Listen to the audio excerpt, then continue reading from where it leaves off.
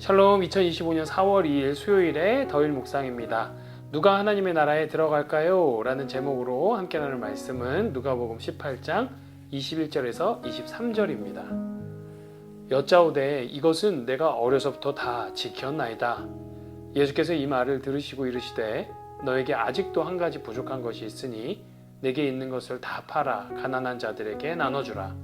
그리하면 하늘에서 네게 보화가 있으리라. 그리고 와서 나를 따르라 하시니 그 사람이 큰 부자이므로 이 말씀을 듣고 심히 근심하더라. 아멘. 한 관원이 주님께 나옵니다. 이 사람은요, 큰 부자였어요. 그는 예수님을 선한 선생님으로 부르면서 무엇을 해야 영생을 얻을 수 있는지 묻습니다. 먼저 예수님께서는요, 그가 수식어로 사용한 선한이라는 표현을 문제 삼으세요. 예수님은 선한 이는 오직 하나님이시다라고 말씀하십니다. 이것은요, 자신은 선하지 않다는 말이 아니라 종교, 사회적 통념으로 자리 잡은 상투적이고 왜곡된 선의 개념을 꼬집으신 것입니다. 선은 너희들 기준으로 마음대로 정의되고 가져다 붙이는 그런 개념이 아니라 오직 선하신 하나님에 의해서만 정의되고 선언되는 개념이라는 것이죠. 그러하기 때문에 우리 예수님 또한 하나님의 선으로 정의되는 분이시고 그들이 만든 선의 잣대로 규정할 수 있는 분이 아닌 거죠. 따라서요, 당연히 인간이 자신들의 행위와 업적으로 영생과 의로움의 취득을 결정하는 것이 아니라 오직 선하신 하나님 앞에서 인간이 어떻게 반응하느냐에 따라 결정된다는 것입니다. 그리고 나서 예수님은 곧바로 부자 관리도 잘하고 있을 그 10계명의 이웃사랑 부분을 제시하고 계십니다.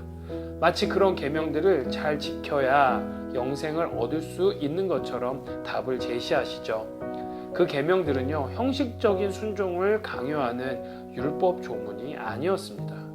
그 계명 하나하나에 대한 순종은 타인을 향한 하나님의 마음을 경험하면서 선하신 하나님을 닮아가는 방편이었습니다. 예수님의 답변은 계명의 단순한 나열이 아니라 그것을 주신 하나님의 의도를 다시 한번 곱씹게 합니다.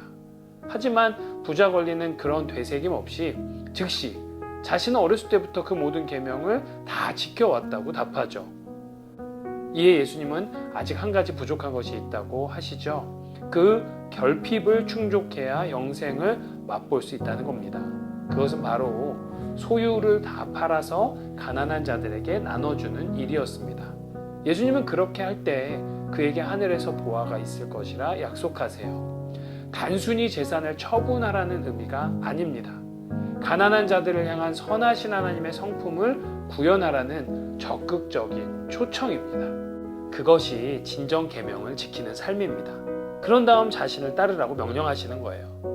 재물에 대해 미련을 버리는 것과 과감하게 예수님을 따르는 것은 사실 동전의 양면이에요.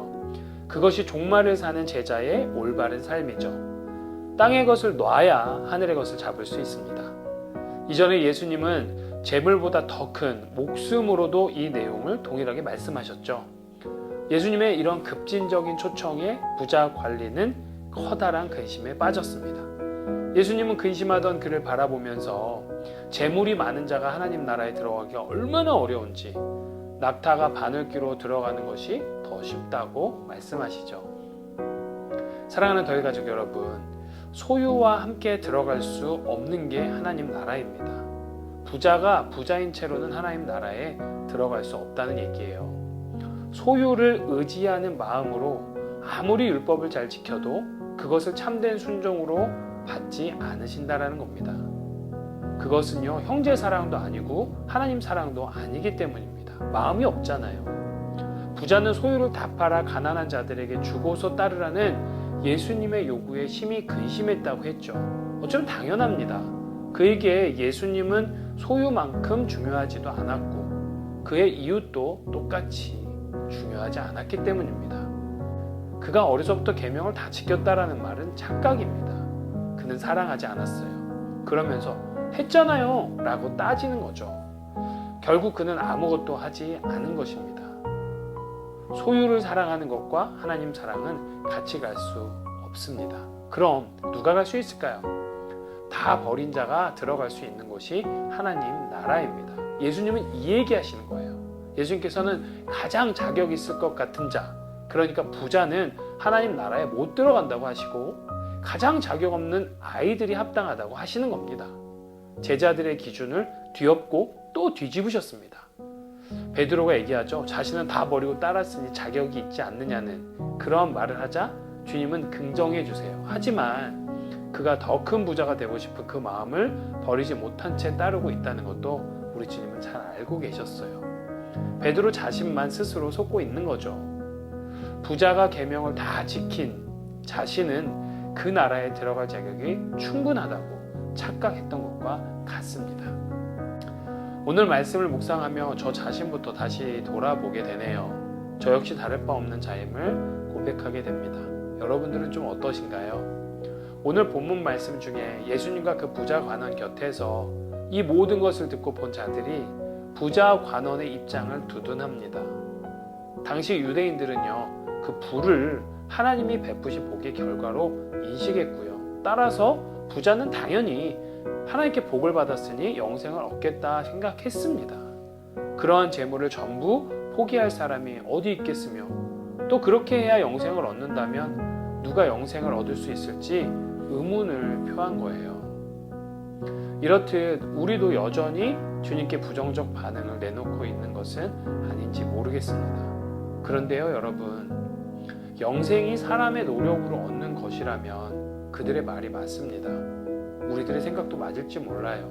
하지만 예수님은 분명히 앞에서 의와 선을 하나님의 관점에서 이해하도록 촉구하셨잖아요. 구원과 영생 그리고 하나님 나라도 마찬가지입니다. 사람으로서는 할 수 없는 그것을 하나님은 하실 수 있다는 거예요. 그러니까 우리 제자들이 할 일은 재물이 아닌 하나님께 마음을 두는 것입니다. 그럴 때 하나님께서 그들이 재물보다 하나님 나라를 더 큰 가치로 여길 수 있는 선한 마음을 주실 것이고 마침내 하나님의 나라가 그들의 것이 되게 하실 것입니다. 자, 우리 하루하루 살아가는 겁니다. 오늘 하루 우리는 어디에 마음을 두어야 할까요? 우리의 삶 속에 펼쳐지는 다양한 일상들에 온 정신과 마음과 영혼을 빼앗기게 두어야 할까요? 아니면 하나님께 집중하며 하루의 시간들을 보낼까요? 아무쪼록 하나님께 마음을 두고 오늘 하루 주어진 삶을 하나님의 나라로 채워가는 우리 모든 더일 가족들 되셨으면 참 좋겠습니다. 소중한 여러분들의 하루를 오늘도 주님의 이름으로 축복합니다. 샬롬. 나의 예수님,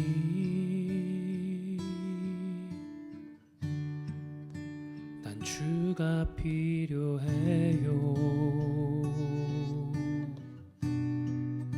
세상 모든 사람은 필요 없다 말해도 난 주가 필요해요. 나의 예수님,